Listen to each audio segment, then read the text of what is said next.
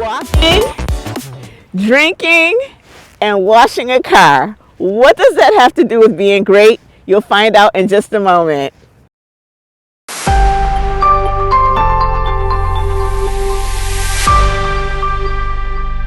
Hey everybody, how are you today? My name is Latasha Martin and I am living the dream and I am enjoying the ride because I know that my mission is transition to help people be their version of great.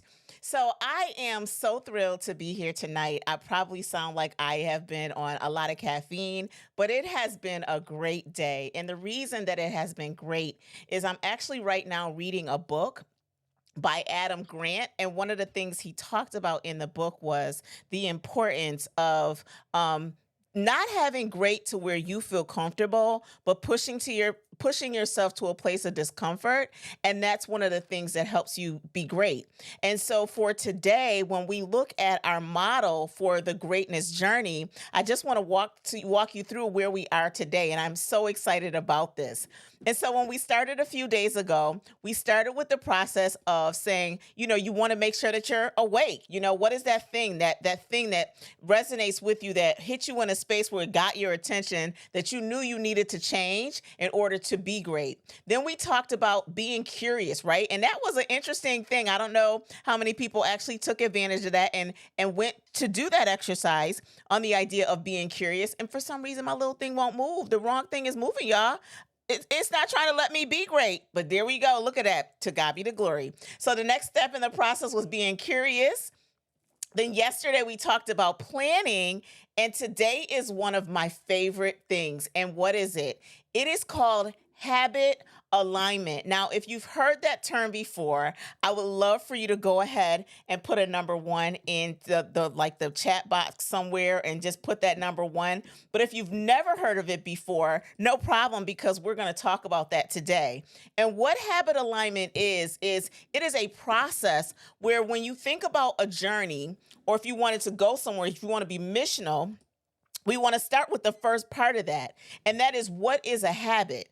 And a habit, what it is basically, it's a way of doing something over and over again. It's a reference or a practice that aligns your daily habits, routines, and all these things. It has you in a place where you're creating these things called habits. And so when we have habits, you might be saying to ourselves, like, well, what is a habit, and why do I even need to touch those things? Why is that important? Because if we don't break habits, then when we find ourselves trying to be more missional on autopilot, or when things get busy, we revert back to the habits that have been used in the past to help us survive whatever these stressful situations are. And so when you think about a habit for yourself, you want to make sure that when we talk about habit alignment today, it is thinking about the things you do daily that don't help you be great, and then replacing that. Not all of them. Okay, so we want to talk about that. Not all of them. We want to take a few of those, and we might want to take one at a time. And so habit alignment, and when we think about it, what it will help us do is it'll help us get clarity about what we should be saying yes to and what we should be saying no to. Then if we have these habits, again, just one habit at a time, then what it helps us is that the consistency and the discipline of doing something that's connected to us being great, it'll help us have that discipline. And one of my friends says all the time, how you do anything is how you do everything. And so if you start changing your habits to connect to what it takes for you to be great, that's something that can help you there. And then what else can this help you with? It could increase your productivity. And so when you align your habits to what your goal is, or what that missional life looks like, and you don't get a chance to get diverted because you know that you need to do these habits, like they're non-negotiable, then it increases your productivity by default. And then finally, what it does is it helps you with self-development and growth. And so that's the reason why we want to create habit alignment connected to our great. Now, the next piece to this is where it gets a little bit more sophisticated, right? So when I talk about changing your habits, what you don't want to do is just start having ambiguous or different types of habits that don't connect to things that make sense together. And so I want to walk you through what you saw in the beginning of this video, which is it said walking, a smoothie, and then washing my car. And so anyone who knows me knows that I live my life based on my Outlook calendar. And so every day I'm pretty consistent in what I do habitually. It started first with spending time with God, and I've been doing that for years, at least over probably 12, 13 years. I start my time out with God, and that means that I read a scripture, I say thank you, and I go right into that scripture reading with God. And then what I realized is, okay, that takes care of my spirit, man. But if I want to be great, you need to move your body. Like, that's important.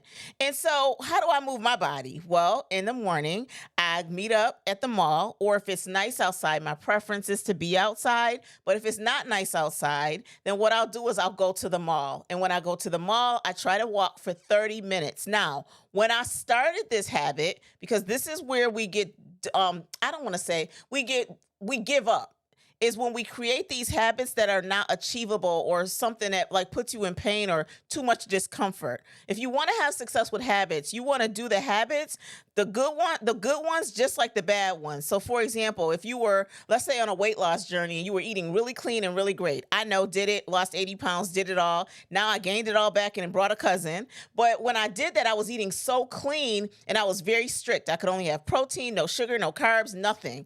And the weight came off. I felt great, but it was an unrealistic, sustainable lifestyle. Like our body needs a lot of different nutrients versus what I was doing. And so what I've done this time is I said, okay, I'm going to start with walking. But because I hadn't been walking for a while, I didn't just jump back out there and say 30 minutes. No, when I first started walking, I had to train myself to just walk for 5 minutes, y'all. And as a person that just a couple of years ago was walking up to 4.5, 5 miles a day, to go down to 5 minutes, it was like this game. My brain was playing. It was like not okay with me having this new habit, but I knew I couldn't just go back out there and start doing 4.5 miles. That wouldn't have been helpful. How do I know? Because I tried that. I wound up hurting my legs and my knees were hurting, and it took me a time to recuperate. So this time I knew if I wanted to do a habit, I had to start with walking for 5 minutes. Then I went up to 15 minutes, and then I went up to 20 minutes. And so right now I'm at the 30-minute mark. And if I feel good, I'll go a little bit further. And so I do 30 minutes. And at first it was Monday through Friday, but because I'm on this journey for this month right now, my goal is to walk 30 minutes every single day. And so far, I'm up to day 5 and I have not stopped. Now, why was that different? Because this habit included, before I would only walk 5 days a week. And now that means I'll have to walk 7 days a week. But do you know what happened when I showed up at the mall on Sunday before I went to service? I was shocked because I thought everybody had my plan, right? Oh no, that's not what my senior friends do. They walk 7 days a week, because when I got there, the same crew that was there Monday through Friday was there on Sunday. And so that's a habit that I want to have. I want to move my body for 30 minutes every day. So then now we get into this idea of called habit stacking. And I got this idea from James Clear in a book called Atomic Habit. And when you do habit stacking, you want to do habits that reinforce all positive things connected to your great. So I started with my walking. And then I decided, well, if I walk for 30 minutes, but I come home and eat eggs, bacon, and all the stuff, that will like defeat the purpose of the walk. So now what I do is I walk first, and then I go to Tropical Smoothie Cafe, and it's happy hour from 7 a.m. to 9 a.m. I get my smoothie, and I've been cutting back even with that. My habit was I didn't know why that smoothie tastes so good. Now I knew. That smoothie had a lot of sugar in it, y'all. So now what I did is I cut back on the sugar in the smoothie so that eventually it won't have any sugar in it. So now I walk in the morning, then I get my smoothie. And then, as many of you know, my husband, for my anniversary, he bought me a new car. So I said, I want to do better, because what I realize is when you let stuff go, it's hard to play the catch-up game. So I'm like, if I keep this car clean, then it won't ever get to the place where my buddy Acura is. You know, now it's in, I don't even know where it is. I hope whoever has it is taking care of it, because that car was good to me. But anyways, I digress. So going back to the story. So now what I do is I try to go wash my car at least a couple of days a week. So then that's habit stacking. All the things that lead to my great. Because why? When I did all that this morning, I had a client meeting this afternoon, and I didn't have to be worried about, oh, I don't want to like pull up to a client site with a dirty car. So habit stacking, all three of those things, they connect to my great. They all connect to my great. And what is that? My great is to help other people. My mission is to help other people with transition. And the only way I can teach that is I have to practice what I preach. And I have to be a good steward of my mind. So walking in the morning helps me with my mind refresh and my reset, helps my body move so that I'm not aching. Then starting with a good meal, at least I know for my breakfast that I have something with low calories, but it tastes good. And then that discipline of keeping my car neat and tidy. So that is an example of habit stacking. And so why do you want to do habit stacking, or what kind of habit stacking can you do? Think about it. Don't start with the habit stacking. We're not going to start with the habit stacking, y'all. That's not where we're going to start. We're going to get there. So for now, let's think of one habit that when we think about what it would look like for us to be great, what's that one thing that you could do and you could change so that it could help you be great? What is that one thing? So maybe you're one of these people that doesn't get enough sleep. So maybe your first habit is, you know what? I'm going to try to get to bed 15 minutes earlier. And so you could set an alarm if you have a normal bedtime. If you don't have a normal bedtime, maybe your first habit is to create a bedtime. Now, here's the thing. Set yourself up for success. If you're going to set a bedtime for yourself, don't say 8 o'clock. Say my goal is to be in bed between 9 and 10. So that gives you an hour wiggle room, or maybe 2 hours wiggle room, that you can give yourself some grace so that you can be successful. And then once you set that time up, then maybe you start adding some routines to your bedtime, a bedtime routine. So that if you say, okay, I want to be in bed by 9 p.m., then I need to start getting ready to go to bed. Maybe at 7:30, there's some things I need to do to wind down. Whatever your habits are, make sure that they work for you. They work for you. And then after you do that habit for a while, then you add another habit that is a habit stack that makes sense. And why are habit stacks great? They're great because they help you with consistency. They help reduce resistance. So it would be crazy for me to go get a smoothie if I didn't walk. Because I know one thing for sure. I'm not getting out of my bed just for a smoothie. That's not me. Right now I'm conditioned that if I don't walk, I don't get the smoothie, right? And I like the smoothie, and I like the people at the smoothie place. And so that's something that's important to me. So it helps to reduce resistance.